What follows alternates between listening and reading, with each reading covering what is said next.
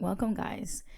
Cheers to episode 1 of my podcast that no one asked for. The Depressing Diaries. Whether or not we're going to keep that name, we don't know, but we just thought it'd be a good name for the podcast in today's episode. Which, honestly, it's so interesting that this ends up being the topic that I chose. That sentence was a harsh one. Ooh, let's try that again. It's interesting that I ended up choosing this topic as the episode 1 because I specifically want to make sure I don't make this podcast about men or relationship advice only. Like, I don't want to be one of those podcasts that just constantly talk and yap and yap and yap about men and, men. So I thought it would be kind of ironic, I guess, that episode 1 is going to be all about men, I guess you could say.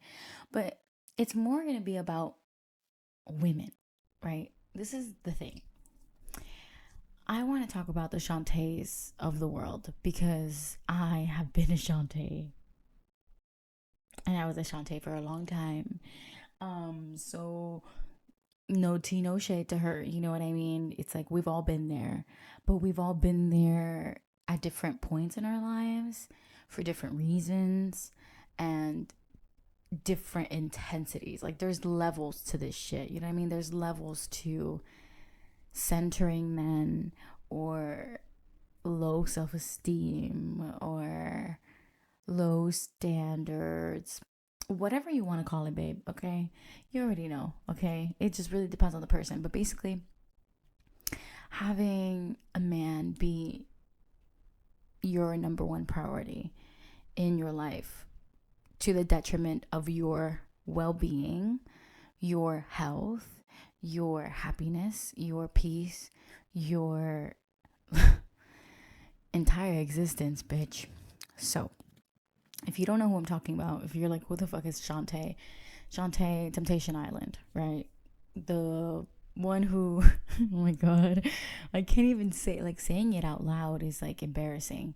I can't imagine being her. You know what I mean? But basically, Shante is the girlfriend of one of the guys that was on Temptation Island, where they go and, cheat on each other or try not to cheat on each other to prove that they're loyal, whatever. And her boyfriend ended up having a threesome on the island. If you've been on the internet in the last week, you know the tea. Even if you didn't watch the show, there are so many memes about her. Okay, so I don't want to just bash Shante this whole fucking episode, but I just wanted to open it right with a understanding, of like, I've been this person, so it's not that I'm just talking out of my ass and like judgmental for no reason. And second, a little, intro to who the fuck Shante is. But Shante is you, and Shante is I. Shante is all of us. Womanhood, womankind, right? Womankind. Is that a word? I just made it a word, bitch. Anywho, so what's my point?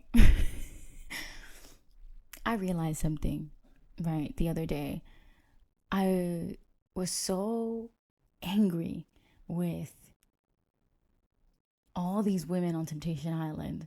All of them, like literally all of them. I was so mad at them. I was so frustrated. From episode 1, I was just like, why are you subjecting yourself to such humiliation and like treatment? You know what I mean? I was just like, why are you doing this? This doesn't make any sense to me. Like, it just didn't, like, the math was not mathing in my head. And I'm like, who would do something like this? Who would go on national TV, international TV, bitch? Because this is on Netflix. So Japanese viewers are watching this. You know what I mean? Like, people in Egypt are watching this. Like, this is literally like worldwide, bitch. So your humiliation, your embarrassment, your relationship, okay, and the monstrosity that it is is being televised to the entire world. And it's like, who would subject themselves to this torture, truly, honestly? And my answer, A, the obvious, people who are trying to get famous or clout or whatever, you know what I'm saying? Aspiring social media creators. Shit, I might go on that show. Anywho, right? And then second, women with severe issues, right? Like whether it's trauma from their dad, from their mom, or abandonment issues, or self esteem issues, or, you know, just a little mixture, a little potion of all the above. But people who are not secure and like they don't have their own little support buddy like I do right now. I'm holding this stuffed animal. Well, no, this is not an animal. This is a pea pod, a snap pea. Anywho, whatever. I have a stuffy of like a vegetable. Anywho, they don't have that, right? They don't have their, I don't know, their fucking dog that you know, gives them company. They don't have a therapist, or maybe they have all these things and it's just not working for them, right? So they just go on this fucking show, okay, to humiliate themselves. And one thing that I noticed about these women on the Temptation Island, which is the whole topic of this episode, is really, this is the meat of it. I realized that the women that had the best outcomes on the show had something in common. And what they had in common was that they prioritized themselves over the men in their life. So, for example, the oh my god, I can't even remember her name. The Asian girl and her Italian boyfriend, right? The one that didn't end up cheating or whatever. The only couple that didn't end up cheating, like on either side. I realized that the Asian girl, she lived her life for herself. Even though she did have some codependency issues and whatever, she still prioritized her career over her relationship, which is why she would take the jobs that she wanted, you know, and she was, you know, doing the things that she wanted to do, even if they were taking her, even if they would take her far away from her boyfriend, or even if they would require her to, you know, like potentially lose him or the connection that they have or the quality time that they spend or whatever. But she was still like going through with those decisions. And he was the one that was, you know, basically centering her or prioritizing her and their relationship. And then the second woman who had the best outcome, even though she still got cheated on and stuff, what was her name? Taylor, I think her name was. She was with Tyler. She was with with that ugly guy with like that really big forehead and the greasy hair. And I hated him so much. Oh my God. He thinking about him makes me itchy. Like, ugh. Anywho, whatever. Anywho, she got cheated on, whatever, but she left the island alone. She basically broke up with her boyfriend. And she had the next best outcome where she didn't go back to her boyfriend after the show or anything. And she was still a homeowner. She still had her master's degree. She still had her stable, you know, career. And she was still hot, bitch. And now she was actually going like making some, what's the word I'm looking for? Progress, thank you, with her abandonment issues. And she really started facing these demons that she has inside of her for 1,000 different reasons, you know, whatever. Everyone has their reasons for being traumatized or, you know, broken in some kind of way. But she was facing it now and she was fixing it, you know what I'm saying? She was overcoming it. And you could tell that this was the beginning of a completely new perspective and mental state for her. You know, this was the beginning of a very beautiful change. And she came out of that island stronger and still having a good life. You know what I'm saying? Because she already, even before the island, prioritized herself over her boyfriend. She bought the house, you know, she bought her house, even though, you know, he wasn't in the, you know, in the financial stratosphere, status, whatever you want to call, to enough to be what, bitch? What are you saying? I'm having a stroke. He was not financially ready to buy a house, but she didn't give a fuck, and so she bought her own house, right? And the same thing, he was trying to be, I don't know, some unemployed YouTuber or whatever. Who am I to judge? Anyways, and she was like, no, I'm getting my master's degree. I'm gonna go and I'm gonna get a corporate job or whatever. I'm gonna have stability, security, right? And so she did all these things even though they weren't really in alignment with her relationship or with her man. She prioritized her goals, her life, right? That was her priority, was her.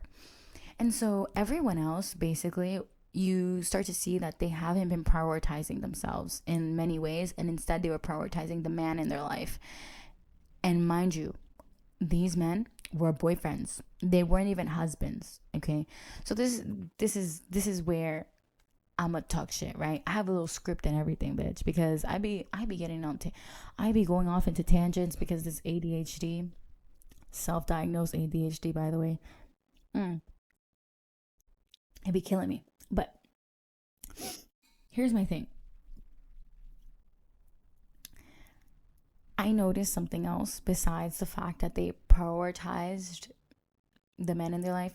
They were also naive, like when they were with their boyfriend or whatever. They also were in a place where they believed certain things that you should not believe, that life will teach you, right? It will teach you by experience that no, this is not true. For example, Shante, since she's the star of the show, bitch, she can't even say it out loud, yo. I'm sorry, but just saying it out loud is so. Anyways, but basically, her boyfriend, what's his name? I don't know, some stupid motherfucker. Anyways, ugly, stupid motherfucker. Threesome, bitch. Was like, I have girl best friends. I have girlfriends or whatever. And there's nothing wrong with that. There's nothing wrong with having girlfriends, right? And little naive Shantae, yeah, that's fine. Oh, yeah, he says it's fine because they're just friends. And, I feel so, like weird sometimes about it. And they sometimes do things that make me uncomfortable. But he says they're just friends. Kiki, Ben, are you good? Like, I think like, no judgment. No judgment. Let's be nice. So, that's the perfect example of me being naive, right? It's like, or I'm being stupid on purpose. But anywho, let's just say this is her first real relationship, whatever, right? That she doesn't have experience with this. So it's really naive to think that, like, your man being friends with only girls and girls making you uncomfortable because of how they literally interact with your man should be something that you're even dealing with, in a relationship. Like, that is so ridiculously naive. Like, what are you talking about? And she's like 23 or 22, and like, that's the age, like, when you're younger, when you're, that you're just a little bit more dumb because you don't really, it hasn't sunk in yet, like, oh, this is not possible. It's not possible for men to just be friends with a bunch of women. And you start to see the reality of, like, men who are like that tend to be hoes. They are just, like, lustful, or gay. Anywho, but she's still trying to convince herself that no, I'm the problem. And that's what I noticed about all these women. It's like they were all very naive or stupid. And I don't think that being, like, experienced from a young age or getting into 1,000 relationships makes you less naive or whatever.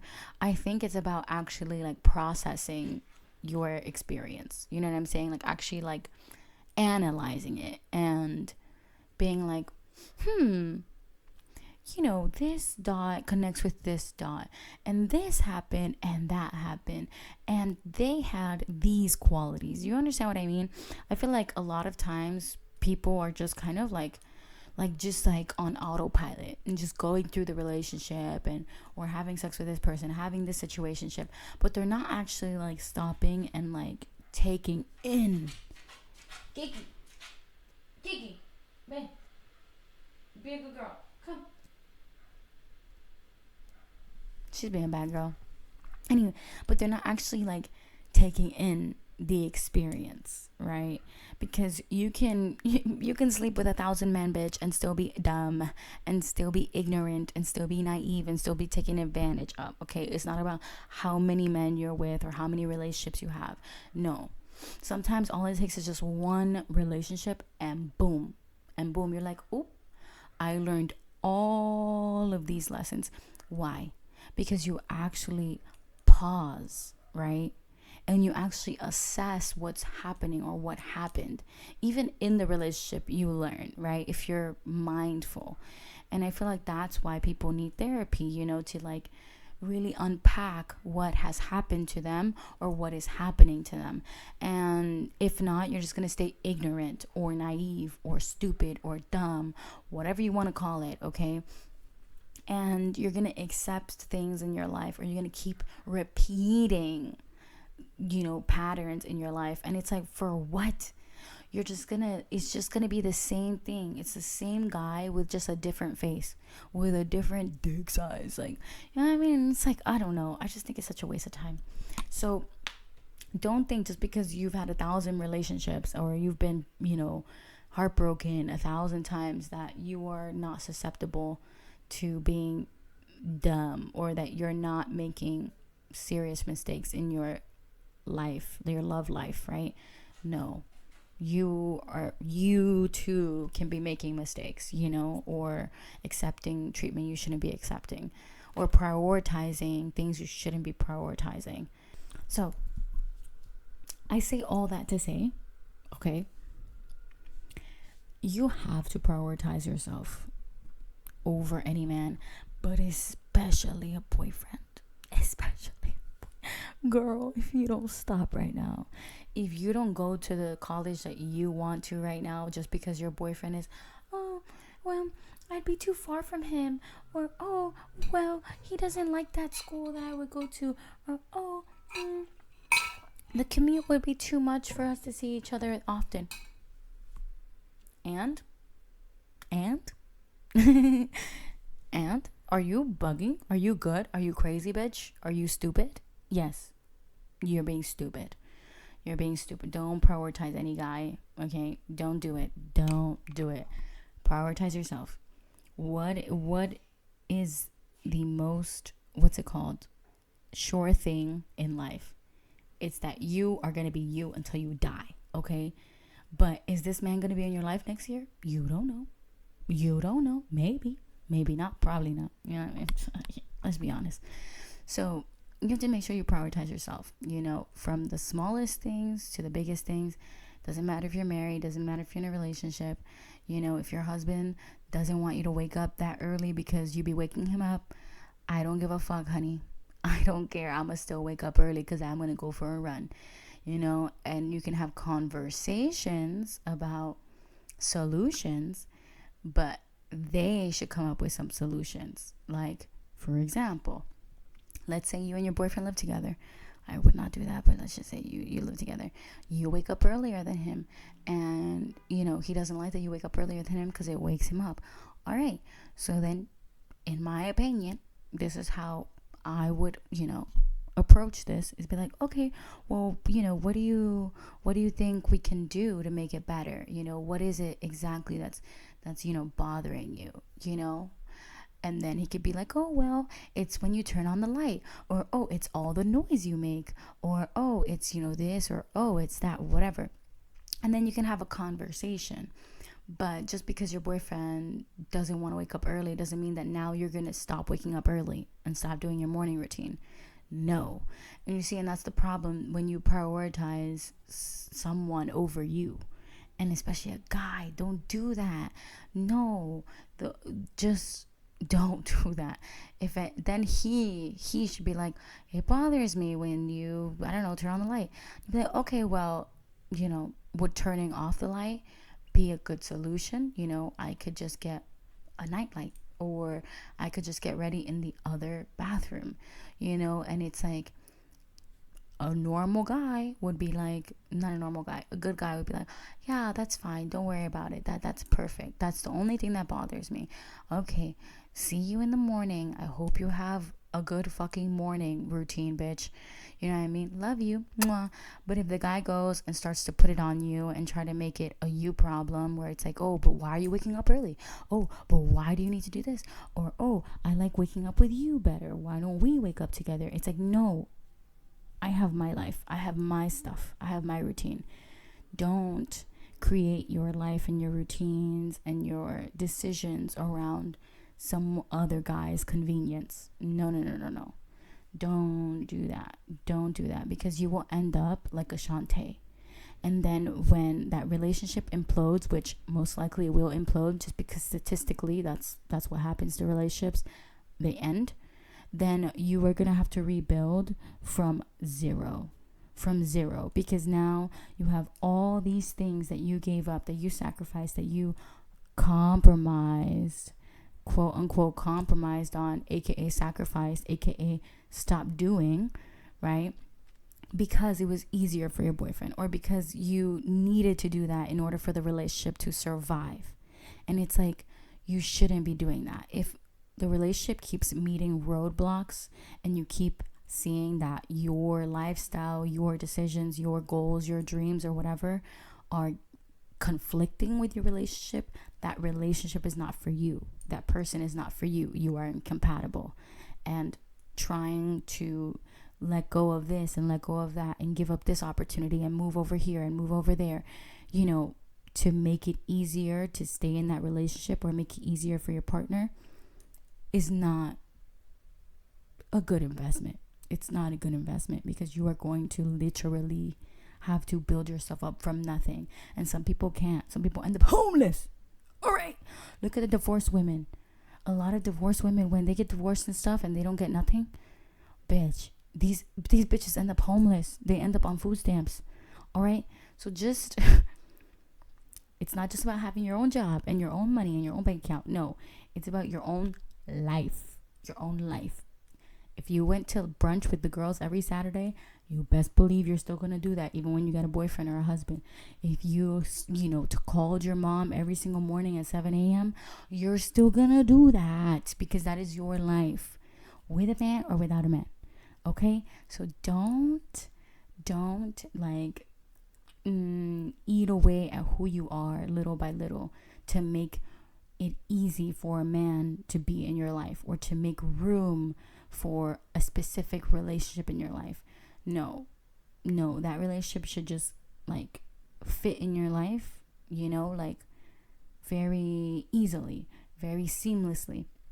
If there's a lot of friction, if there's a lot of fighting and tugging of war, and that person is not for you, let it go. All right, just let it go, and you will survive. There are plenty of men out in the world, okay? There really are. There's ugly ones, there's tall ones, there's short ones, there's rich ones, there's broke ones, there's all kinds of guys, okay? And they come in all shapes and sizes. So don't fucking sweat it, bro. Don't sweat it. But there is only one you. There is only one you.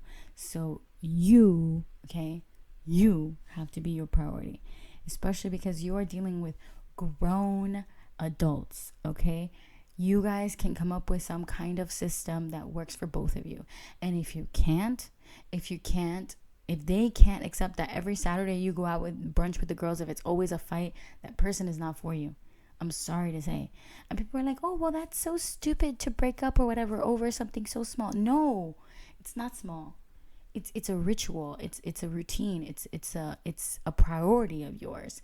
It's something that matters to you, and they're not accepting it. They're not, what's that word? There's a word here. Anyways, they're not accepting it, and they're not like respecting it. and therefore they don't respect you. by association, if they don't respect your goals, your ambitions, your desires, your priorities, your life, they don't respect you either.